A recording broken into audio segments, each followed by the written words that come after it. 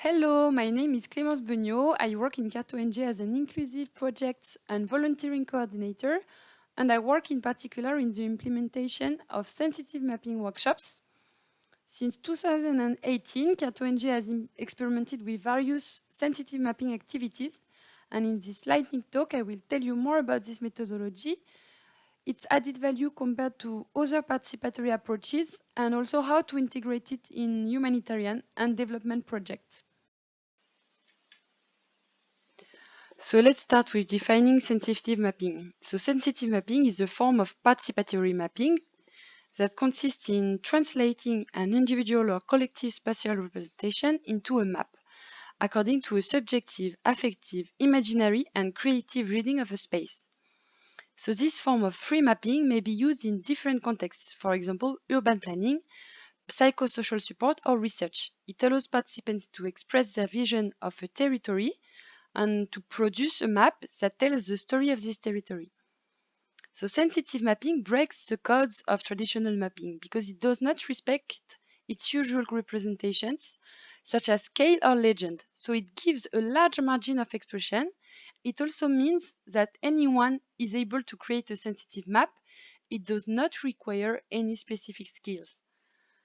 One important point is that sensitive mapping uses a blank medium. So it may be a flat medium, for example, paper or fabric, or a 3D medium, for example, clay or scale model.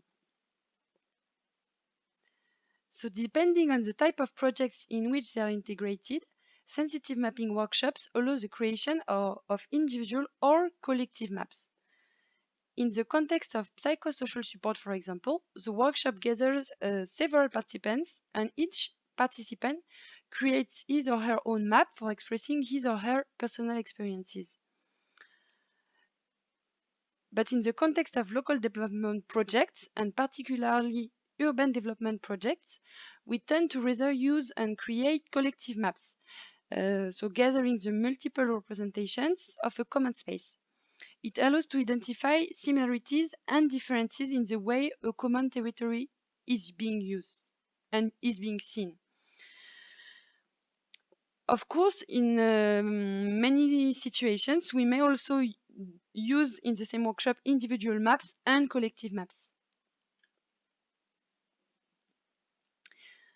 So sensitive mapping methodology has several advantages.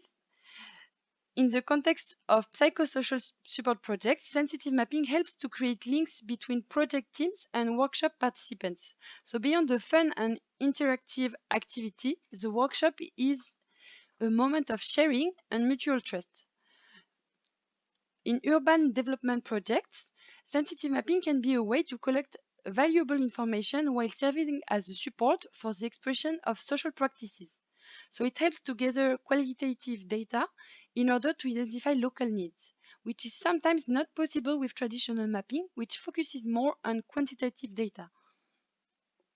The flexibility of sensitive mapping allows it to be integrated at different stages of a project. So it may be used before the start of a project as a diagnostic tool, during its implementation as a separate activity, but also after the implementation as a complementary evaluation method. So at the time of diagnosis, sensitive mapping can help to create frameworks for listening to the needs of beneficiaries. It is a bit similar at first sight to the focus group approach, but it is also different because it offers a material support, the map, for consulting the future beneficiaries of a project. So for example, it may be used to consult beneficiaries on the future of a territory, or to understand the services that are missing in a neighborhood, or to identify the types of violence, for example, encountered on a specific territory. When it comes to project implementation, sensitive mapping workshops can also be central activities, especially in the context of psychosocial support projects. For example, Cato-NG is working with mental health professionals to propose sensitive mapping workshops for migrant persons in France. So in that case, the workshop is at the center of a project aiming to create a space for discussion and support migrant persons' needs in terms of mental health. Finally, sensitive mapping can be used after the implementation of a project as a participatory project evaluation method. So, for example, the evaluation of social inclusion projects can be measured by expressing a positive or negative perception of a territory through a sensitive map. And in a similar way, in the context of urban development projects, inviting users of a territory to express themselves through a sensitive map allows to assess how they perceive the project. So Carto-NG supports partner NGOs in implementing such workshops. How do we do that? So the first step usually is preparatory work.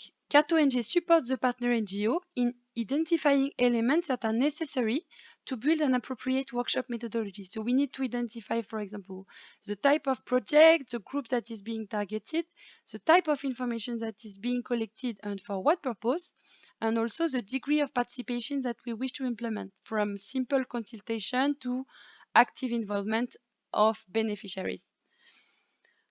Then Carto-NG and the partner NGO may build together a workshop methodology in line with the needs of the field and in line also with the objectives of the project. Once the methodology has been designed, Carto-NG supports the partner NGO in implementing the workshop by training the partner to the logistical and technical organization of sensitive mapping workshops, but also by bringing assistance in setting up pilot sensitive mapping workshops, and finally by supporting the replication of such workshops. If you're interested to learn more about sensitive mapping activities, feel free to send me an email. Here is my email address. Thank you for listening and enjoy the GeoNG.